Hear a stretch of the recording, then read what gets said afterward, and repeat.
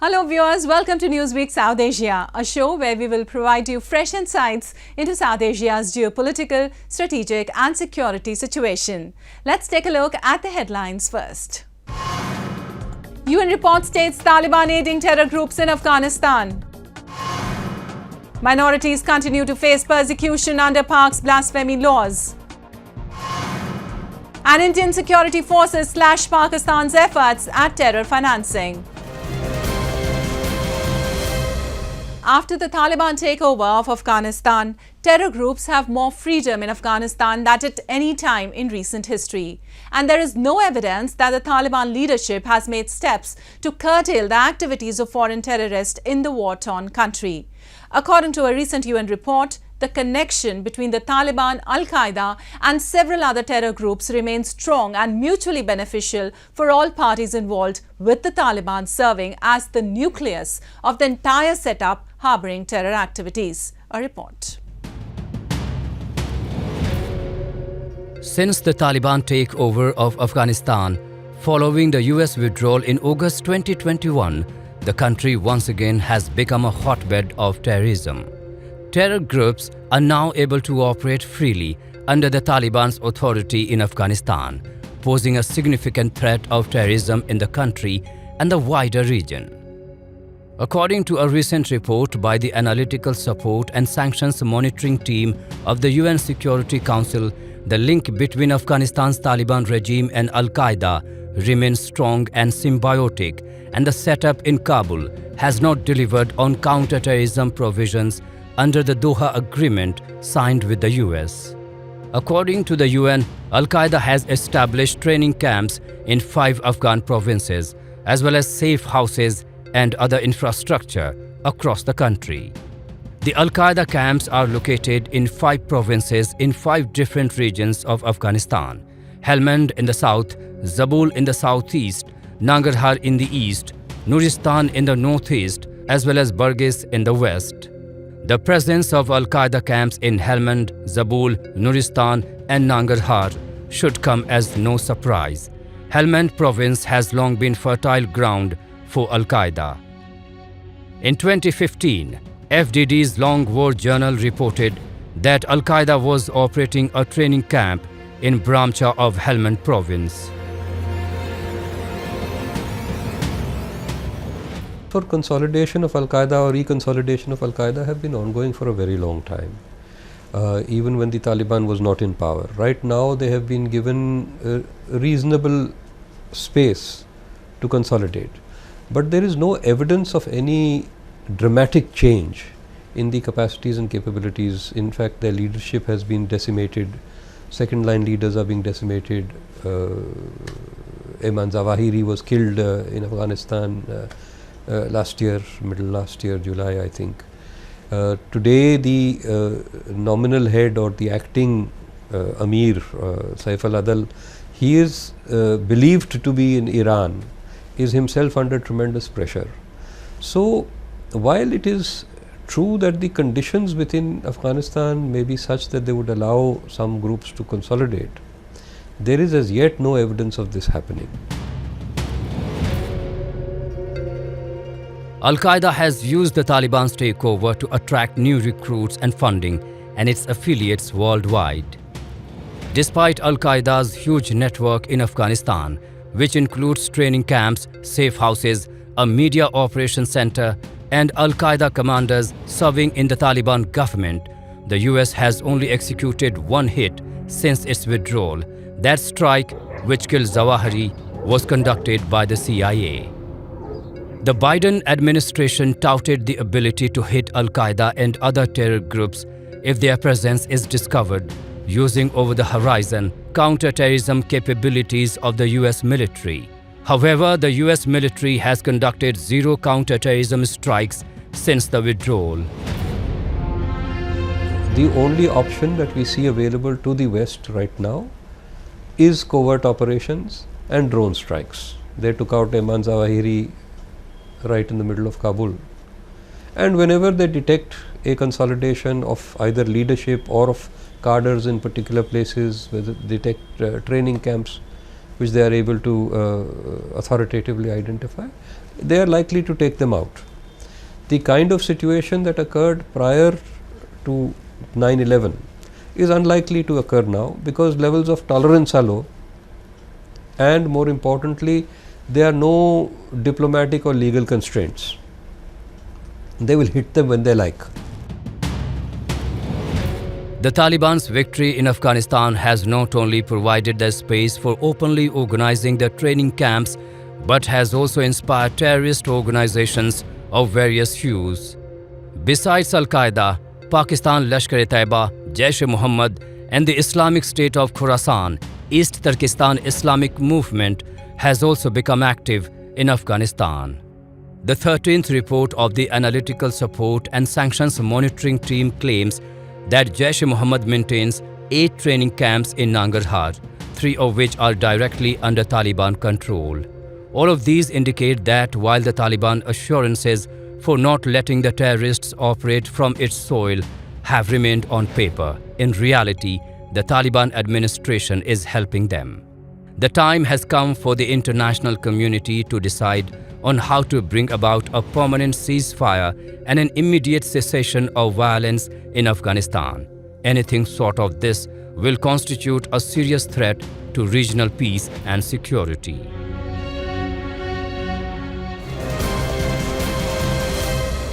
Well, Pakistan, a country that has a long list of self-generated problems to deal with, has still not given up on becoming a support system for terrorists that are making desperate attempts to disturb the peace and tranquility in the Jammu and Kashmir.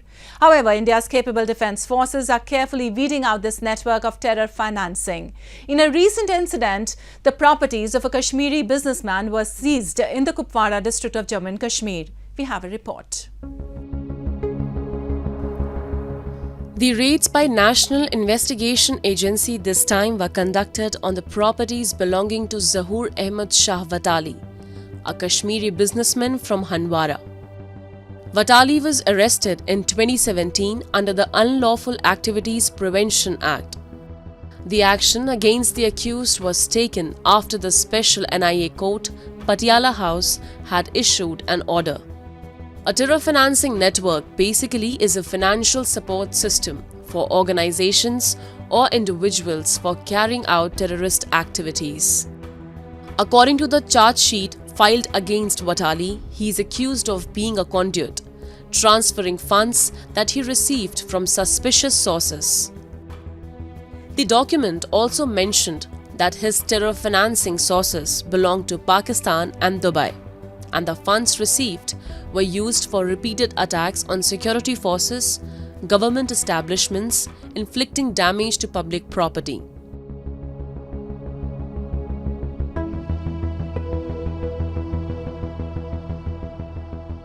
Not being the first one, the raids on Watali's properties is yet another addition to several successful raids done by national and state investigation agencies in the past.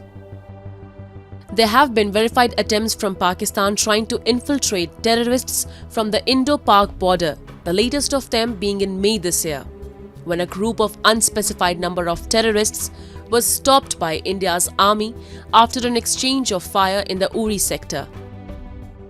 Furthermore, there have been several confirmed sightings of drones trying to enter the Indian aerospace with drug packages near India's international border. Several media reports suggest that there have been 311 drone sightings last year. Not only that, as per the year-end review of 2022 by the Ministry of Defence, there have been 12 infiltration attempts and 18 foreign terrorist encounters alongside the entire border shared by India and Pakistan. By these futile attempts, Pakistan tries its best to keep Kashmir issue on boil, which it has been continuously trying to push on international platforms.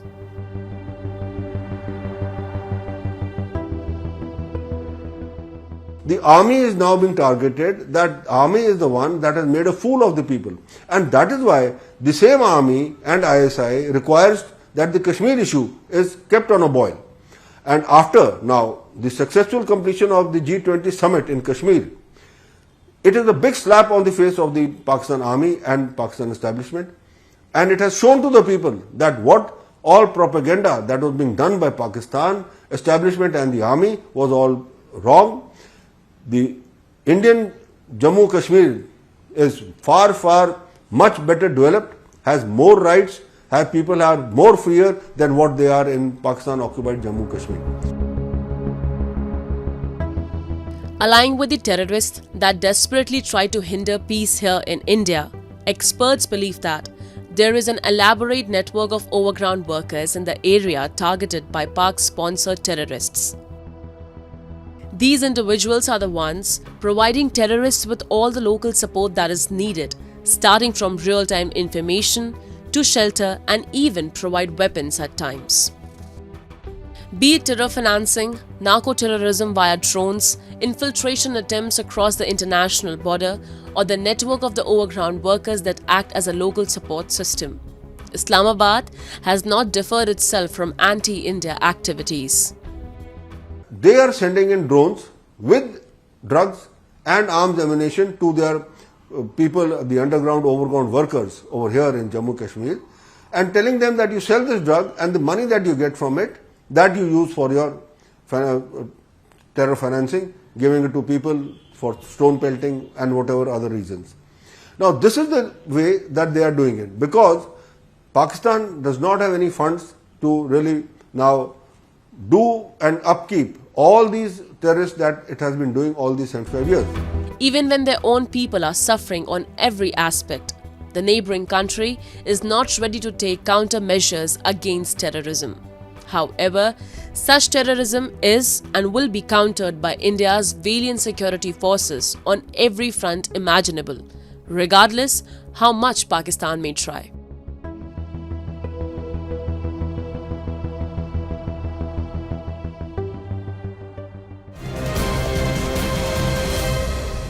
Pakistan is among the countries where blasphemy is punishable by death. In many instances, the accused are killed by mobs before legal proceedings even begin.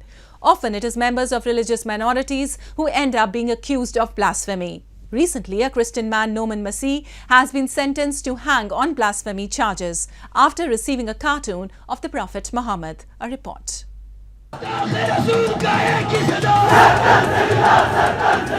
Blasphemy is a sensitive topic in Pakistan, where 97% of the population is Muslim. Hundreds of people have been imprisoned in Pakistan under the blasphemy law for years. The latest victim is Christian man Nouman Masih. He has been sentenced to hang on blasphemy charges after receiving a cartoon of the Prophet Muhammad. Pakistan's blasphemy laws criminalize anyone who insults Islam, with punishments including the death penalty and life imprisonment. According to media reports, the man that sent the cartoon to Masih, a Muslim, has not received any form of punishment. Pakistan has been staunchly criticized for its extreme blasphemy laws, which critics say are used to persecute and intimidate members of religious minorities. 1947, their Qaeda-Azam Jinnah said that this is a country for everybody. That time, large number of Hindus, other Muslims who are not Sunnis, others, there are Christians who live there. They thought that it was their country. I mean, they could continue to work there. But everybody had to leave now, from Sindh and all the Sindhis and the Kashmiris, the others. Everybody is suffering, basically. And there has been a targeted policy against the minorities in the country. Their numbers have significantly reduced. You know, and so the persecution of minorities is a matter that has been taken cognizance of by the international communities about the human rights of the minorities and everything. That is very much evident. Is it good for Pakistan? That is for their only governance architecture to see that they are losing an excellent resource which could have given the country a different kind of a meaning. So what they are doing is actually quite condemnable. Nouman Masih is one among the thousands of cases charged under blasphemy in Pakistan. Earlier in April, a Chinese national was victimized under Pakistan's blasphemy laws in Khyber Pakhtunkhwa province when he allegedly made some remarks against Allah. The Chinese national identified as Mr. Tian was described by the local police as a transportation supervisor at Dasu hydropower project. The Chinese supervisor was allegedly dissatisfied with the slow pace of work during Ramadan season. That led to a heated argument between the Chinese supervisor and the Muslim workers. Soon he was circled by the mob of Muslim workers and later arrested by the police on charges of blasphemy. In August 2021, an 8-year-old Hindu boy was charged under the draconian law and nearly escaped death penalty. In the same year, a Sri Lankan national in the city of Sialkot was beaten to death over allegations of blasphemy. In 2019, Nutan Lal, a teacher from Hindu minority in Sindh province, was later sentenced to life imprisonment. It is appalling that several minorities were targeted and killed on mere suspicion of blasphemy by the mob itself before Pakistan's law could take its course. Well, blasphemy is unfortunately so subjective. And that is in my view, that is the bane of all religions. And this is something that needs an open mind, an open debate. And if you radicalize your youth to this extent, as you mentioned, or going by those archaic values, I think you can't think of a civilized future for a country. Violence in the name of religion is dangerously rampant in Pakistan. The in-depth roots of religious extremism are turning the entire inhabitants of the country into religious zealots.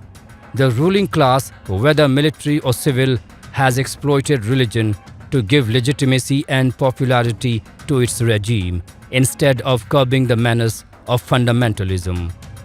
According to a recent US report on international religious freedom stated that law enforcement in Pakistan failed to protect religious minorities and individuals accused of blasphemy.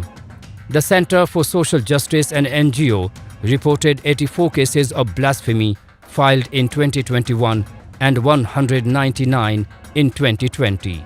Fundamentalism, extremism, and terrorism have grown so much that now it has become difficult for the Pakistani government to control this menace, which wants to take the society to pre-Islamic days.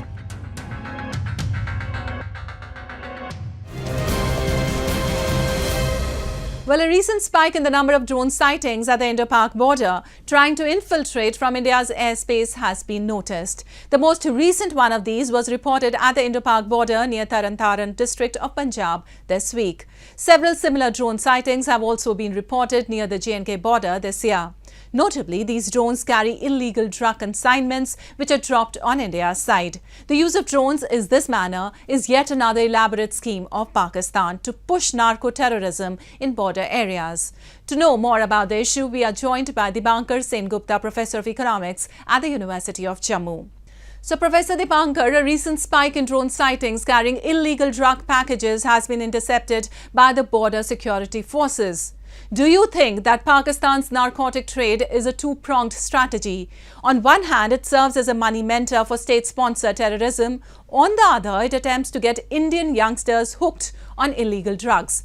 And what do you think? How are youth falling prey to the gangster terrorist network? So two things happen. One is Pakistan earns money, a lot of money through this particular trade. The second one is an entire generation, is demotivated. They lose motivation, hope for the future, etc. And therefore they become the perfect ground to spread instability.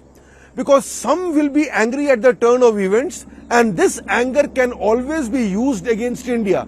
So this is a win-win situation for Pakistan where a generation is spoiled and this generation, among the spoiled generation, you get your recruits for terrorism and jihad. And you also earn money on the sidelines. So this is a self-financing trick which they have tried earlier in Afghanistan and they are trying it now in India. Right. Narco-terrorism is an integral component of Pakistan's state sponsorship of cross-border terrorism used so as to fund and conduct asymmetric warfare against its neighbours. What's your take? What should be India's strategy to handle this security threat? Firstly, your law and order has to evolve.